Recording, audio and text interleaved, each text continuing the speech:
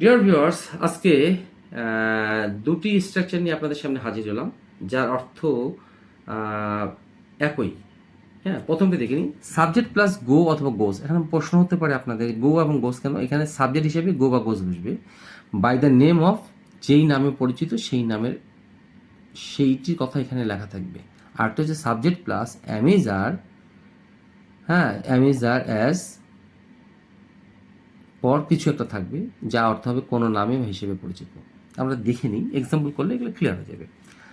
আমি, তিনি এখানে সাদমান, সাদমান পকেটমার নামে পরিচিত। পকেটমার ইংরেজি হচ্ছে পিক পকেট।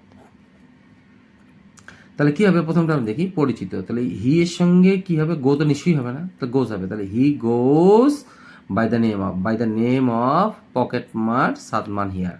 এখানে পকেটমার সাদমান হিসেবে পরিচিত। অথবা এভাবে করা যেতে পারে সাবজেক্ট প্লাস বিভাগ। তাহলে কি হবে? হি ইজ নোন অ্যাজ, এখানে লিখতে প্রিন্টিং মিস্টেক, নোন, এই বিয়ের পরে বিভাগগুলো পরে নোন হবে অ্যাজ। তাহলে কি হবে? হি ইজ, দেখেন হি এর সাথে ইজ বসেছিল, হি এর সাথে ইজ, মানে এখানে সাবজেক্ট যা হবে সেই হিসেবে এখানকার তিনটি ভার্বের যে কোনো একটি বসবে বিভাগ। তাহলে হি ইজ নোন হিয়ার, সে এখানে পরিচিত কি হিসাবে? অ্যাজ হচ্ছে হিসাবে। অ্যাজ এর অর্থ হচ্ছে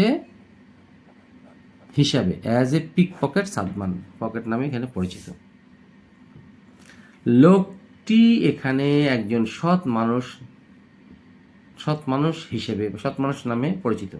আচ্ছা, দ্য ম্যান থার্ড পার্সন, তাহলে গোজ বাই দ্য নেম অফ কি? অ্যান অনেস্ট ম্যান হিয়ার, এখানে লোকটি সৎ মানুষ নামে পরিচিত। অথবা এই স্ট্রাকচার করা যেতে পারে, the man is known here, লোকটি এখানে পরিচিত কি হিসেবে? অ্যাজ এ সৎ মানুষ। 3 নম্বর এক্সাম্পল দেখি, তুমি একজন বাটপার হিসেবে বা নামে পরিচিত। ইউ গো, এই ইউ এর সঙ্গে আর গোজ হলো না, যেহেতু এটি সেকেন্ড পার্সন, এই জন্য যা থাকবে তাই গো।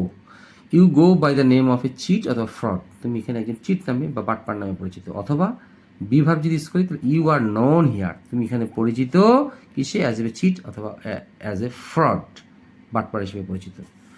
তিনি একজন ধার্মিক হিসেবে পরিচিত।